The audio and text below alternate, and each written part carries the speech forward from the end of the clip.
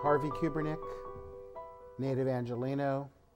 I've been fascinated with the world of Monterey, and especially the Monterey International Pop Festival, since 1967, when I heard it was being planned. In Hollywood, I would hear about the event on radio stations in LA, KRLA, KFWB, that were AM outlets, and an FM radio outlet called KPPC. But on my transistor radio at night, I would hear a radio station, I think it's out of Salinas, called KMEN, KMEN, which is sort of a nearby county here. And that was interesting. There was a rock and roll festival happening in Monterey, and it wasn't San Francisco. And I kind of knew there was a stuff that the city used to do with jazz. I didn't do the math at the time. But all the kind of new music I was hearing, they were going to have it in Monterey. So I asked my mother if I could go to the festival, and she said, no, you can go to any festival when you graduate high school or you turn age 18. So I didn't go, but I wasn't upset. I just collected a lot of items from Monterey, and over the decades, I've been collecting various artifacts about Monterey. In 1997, I interviewed Ravi Shankar for a magazine called Hits. Went to his home in Encinitas, California. Maybe that was the first germ that maybe I should create a book on Monterey. And then this century, I brought my younger brother Kenneth into the project because he was a big Monterey fan too, and that's the genesis of how this book came together. And then a company came to me about doing a book. I had put out 4 earlier books, and this seemed right. And in the true spirit of Monterey, my brother and I are donating our royalties to the Monterey International Pop Festival Fund.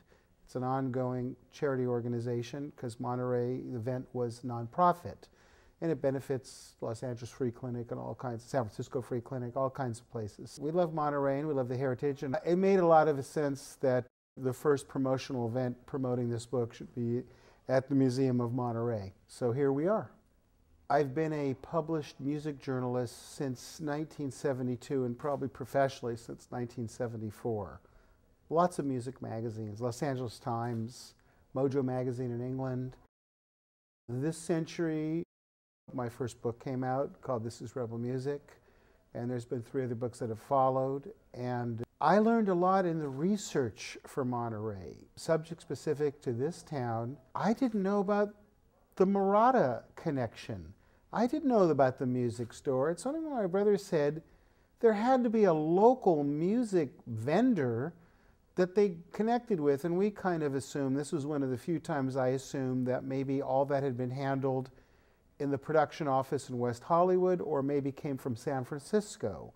Now, as soon as we did the math and realized somebody was involved with the Monterey Jazz Festival for 10 years before, supplying items and equipment. And of course there's going to be some sort of music store. So I think I met Ron Landau, just we fellow Pisces. He's from the area. He went to Monterey. His parents had they were members of the Kiwanis Club, and they had eyewear sold sandwiches, pastrami sandwiches at Monterey. He told us about the Murata family, and my brother came up here and visited them and found the photo of their store for our book. And I realized they were essential for Monterey. Without them, there's really no Monterey having that strategic partner, you know, even then. So that really made me realize there were other little tentacles about Monterey that we should further explore. And it made us talk to more road crew members, technicians. I interviewed Chip Monk, who did the lighting and is involved with sound at Monterey Pop Festival. And he really praised the venue because he had to create a rock atmosphere from scratch. It wasn't set up for rock and roll. So I learned a lot about the festival. I learned a lot about the shenanigans, the people. I knew it was a nonprofit organization and there was always donations and charity stuff going on literally months after it was held. It was a very nice blend of international music that was on display. I've been researching this book for 40 years. And I went to the premiere of the movie Monterey Pop in Beverly Hills as a teenager more than once. My brother saw it there too. I'm not obsessed or possessed by Monterey. There were months and years where I never thought about it because I've been doing books and articles and been published 2,000 times. There had always been a little bit of friction from people in Berkeley and San Francisco about Hollywood and us phony LA people. We don't spend time bad rapping Berkeley, Mill Valley, Marin, San Francisco. I love it. But I will say in my dealings with at least a dozen people in Monterey, I don't run into this anti-LA, anti-Hollywood, people in LA are commercial and plastic. I don't ever get that in fan mail and emails. Even, I'm the guy that initiated the contact for our show today, although my brother went up here and talked to the original curator, who actually has an essay in our book, Marissa. I don't know what the demarcation zone is. I don't know what it is, but everybody in Monterey, even the media, see, the people in San Francisco so far didn't embrace us. The people in Monterey heralded us this week. Mark Baer did, and then Walter from the other local paper handed me his card, and other photographers who showed up today who got their starts at Monterey. I kind of feel this sense of camaraderie with the whole town and city of Monterey. I mean, I don't know if I should go to Fisherman's Wharf now or something or whatever, but so far I haven't felt that kind of kinship with Berkeley and San Francisco.